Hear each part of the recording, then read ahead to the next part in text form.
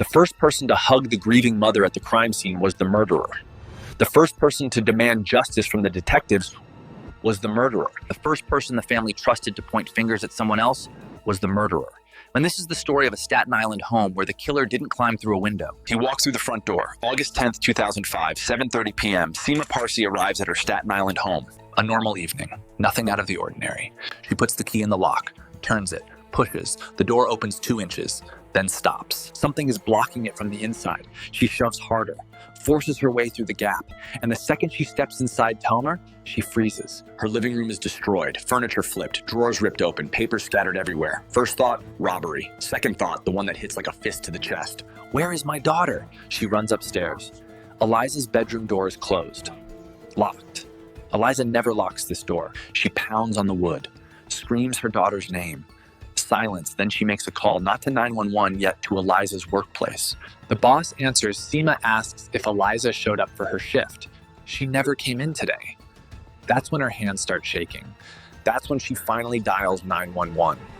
Eliza Parsi was 18 years old, just graduated high school, working at a moving company. Saving money for college, her family was Orthodox Jewish. Her mother, Seema, was divorced. Eliza's father had moved back to Israel years ago. Eliza had 2 half-brothers. From her mother's first marriage, one lived in Israel, and the other, a 27-year-old named Raviv, lived across New York City, married, a new baby.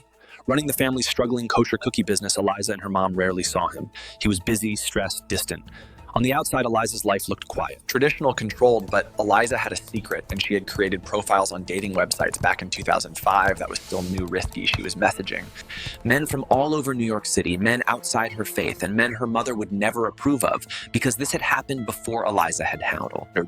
Dated a Muslim boy named Hassan, and her family pressured her until she ended it. And after that, she learned to hide everything. She made up fake reasons to go to other neighborhoods, and sometimes she snuck men into her house through the back door while her mom was at work. She thought no one knew she was wrong.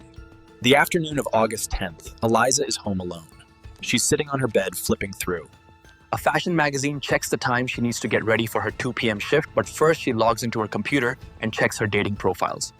Replies to a few messages, Bitswad. Yeah. Then she heads to the bathroom, turns on the shower, the water runs, steam fills the room, that comfortable feeling of being disconnected from the world. Then she turns the water off and the silence rushes back. But inside that silence, there's something else, a noise. Not loud, not obvious, just enough to make your brain pause. And you know that feeling where something doesn't make sense, but you can't explain why? Her brain tells her it's nothing, you're overthinking. But something doesn't feel right. She wraps a towel around herself, opens the bathroom door, and walks out. Fast forward to 7:30 p.m. Police are inside the destroyed house and they force open Eliza's locked bedroom door. The room is ransacked, clothes and pillows everywhere.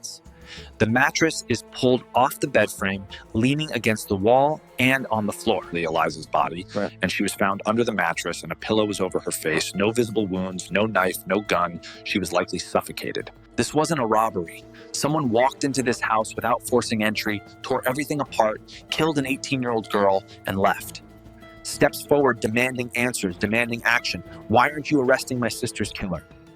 This is Raviv, Eliza's half. Brother Kenny explains he needs information. Where were you today? Seema says she was at work. Co-workers can vouch. Raviv says he was delivering baked goods across Long Island, working alone. Kenny makes notes, then asks, did anyone want to hurt Eliza? Raviv and his mother share a look. Then Raviv says Hassan, her ex-boyfriend, the Muslim one. He adds, a few weeks ago, Eliza woke up to find Hassan sitting at the end of her bed. Watching her sleep, the family is convinced the police have a suspect. But Kenny isn't sure.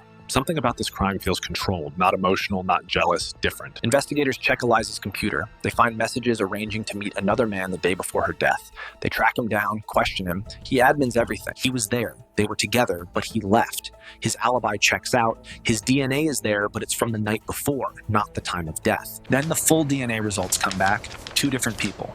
One from the night before, and one from the moment she died. That second DNA belonged to someone no one suspected. Not a stranger, not an ex-boyfriend, her own half-brother, Raviv. He didn't go there to kill her. He went there for money. His cookie business was failing. He needed cash. He thought the house was empty, but Eliza was home. He came. Out of the shower, she saw him, and in that moment, panic, one decision that couldn't be undone, he silenced. Hid her body under the mattress, destroyed the room to make it look like a burglary, walked away, and then he came back, stood outside that same house, hugged his mother, begged for justice, pointed fingers at an innocent man, all while hiding what he had done. The scariest stories aren't always about strangers in the dark. Sometimes they're about the people who already know your routines, your secrets, your back door, the ones who stand beside you. At the crime scene, asking for justice for something they did themselves. Yeah. Raviv Parsi was convicted of first-degree manslaughter, sentenced to 18 years to life, and the first person to hug the grieving mother was the last person she ever expected.